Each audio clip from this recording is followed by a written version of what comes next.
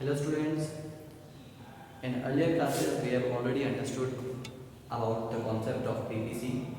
PPC क्या होता है, ठीक है, वो हम समझ चुके हैं, ठीक है. It's a curve, it's a graph showing combination of two goods. ये हमें पता है, ये हमने देख लिया है. Now and we have also discuss the assumptions of PPC. PPC बनाने के लिए हमें क्या अजम्पशंस चाहिए, ये हम देख चुके हैं. Now in this class we will study about that how the PPC will help to understand the problems of what to produce, how to produce and for whom to produce. Three central problems were there. So we will discuss कि PPC इन तीनों problem को समझने में, इनके better understanding में हमें कैसे help करता है, ये हमको देखना है. तो सबसे पहला जो हमारा प्रॉब्लम है वो है व्हाट टू प्रोड्यूस. ठीक है, आपको प्रॉब्लम ना, चलिए पहले एक PPC बना लेता हूँ. कैसा एक PPC दिखा था आपको पता होना चाहिए.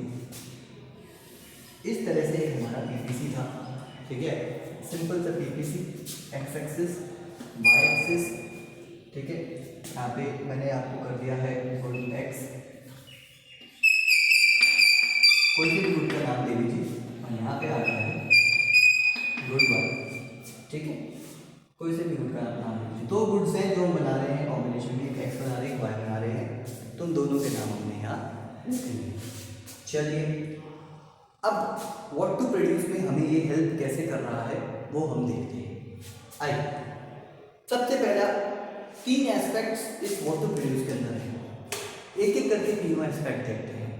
पहला है, ये हमें हेल्प कर रहा है समझने में कि भाई हमारा मैक्सिमम आउटपुट क्या है, what we can achieve with the help of our resources, what are the different combinations, ठीक है, जो हम अचीव कर सकते हैं, जो हम बना सकते हैं, what are the different possibilities.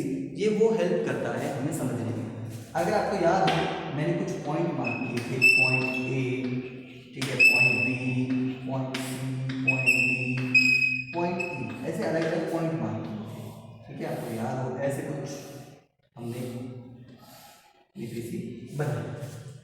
तो ये point A B C D E, all these points are attainable combination, possible combination, ये हम बना सकते हैं.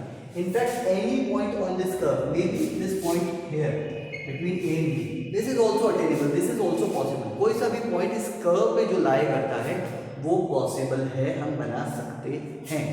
बट अगर आप बोलें कि इस कर्व के बाहर इससे ये, क्या ये पॉइंट हम बना सकते हैं क्या, point F, I will say no, we can not reach to this point, क्योंकि हम हमारा सब कुछ करके भी यहीं पहुंच सकते हैं.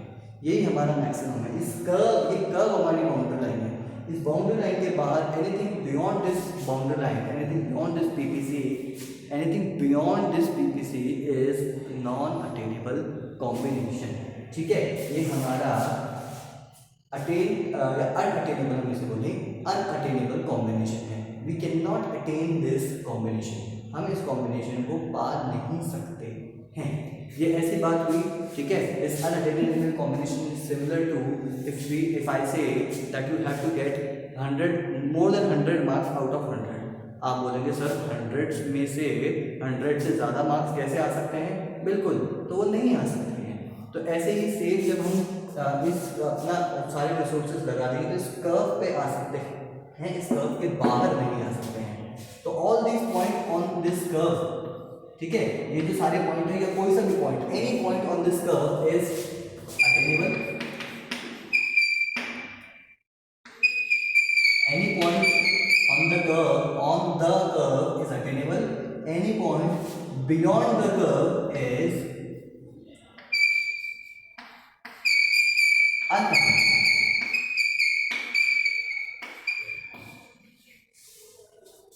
अटेनेबल नॉन अटेनेबल कॉम्बिनेशन हमको पता होना चाहिए. This PPC helps to understand what are attainable combination and what are unattainable combination, what is possible and what is not possible. चलिए, ठीक है, ये तो बात हुई हमारी अटेनेबल नॉन अटेनेबल, अनअटेनेबल की. सॉरी, अब बात करते हैं, चलिए वापस से PPC बनाता हूँ आपके लिए.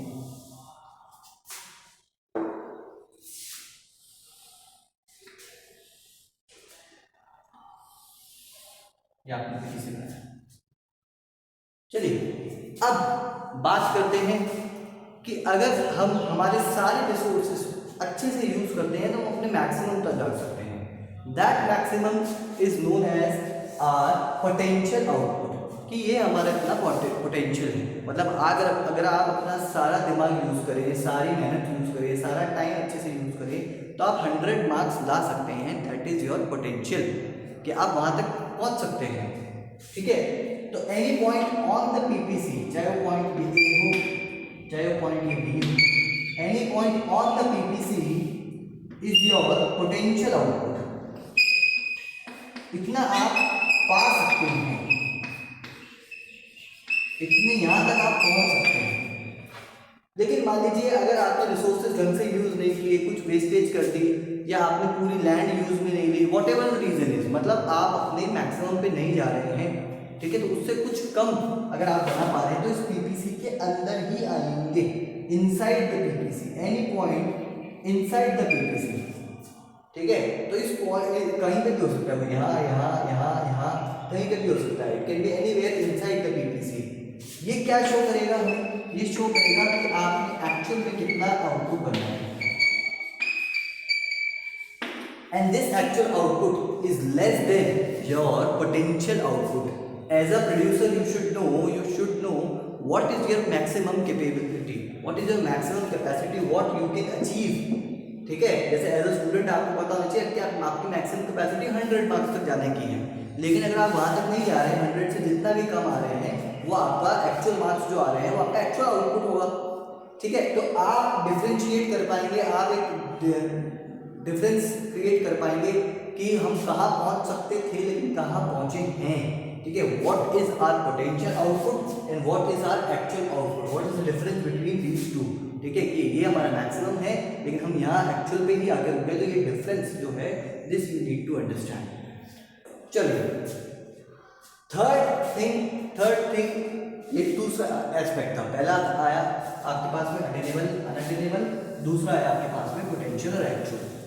Third thing which we need to understand या which we can understand with the help of PPC is, चलिए एक कॉम्बिनेशन ड्रॉ करते हैं कि मान लीजिए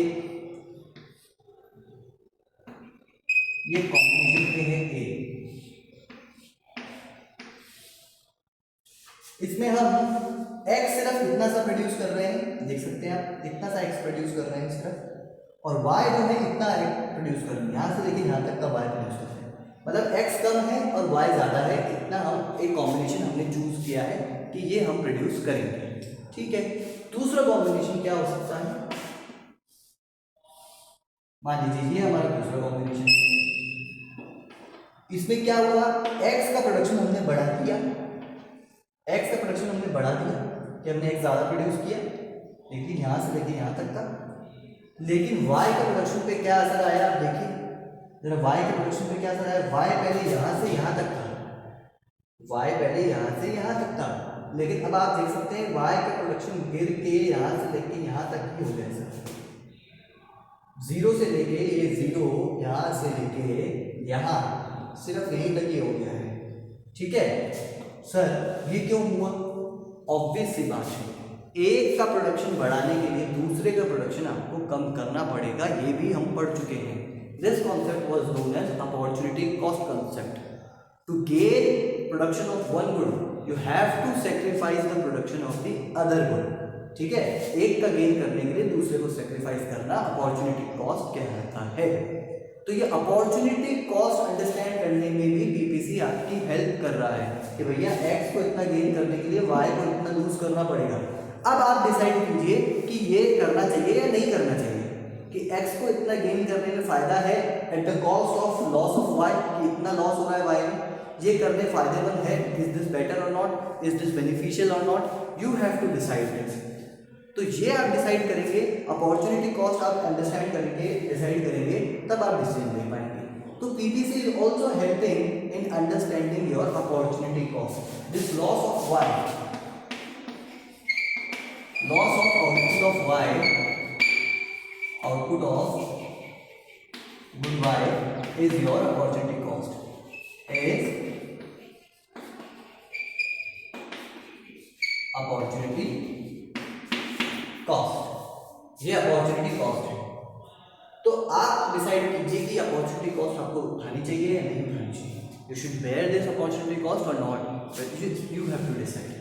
तो पीपीसी हमें अपॉर्चुनिटी कॉस्ट समझने में भी मदद कर रहा है। तो 3 चीज़ें पीपीसी ने हमें समझाई। 3 things PPC made us understand, ठीक है। What is attainable and unattainable. Second, what is potential and actual output and what is the difference, and what is opportunity cost, what is the loss of one good at a cost to gain another good। तो ये तीनों चीज़ें हमको what to produce problem में PPC help करने में, या sorry understand करने में हेल्प कर रहा है। चलिए अब इसमें बच जाता है हमारा how to produce and for whom to produce. This we will understand later in the next class. Thank you.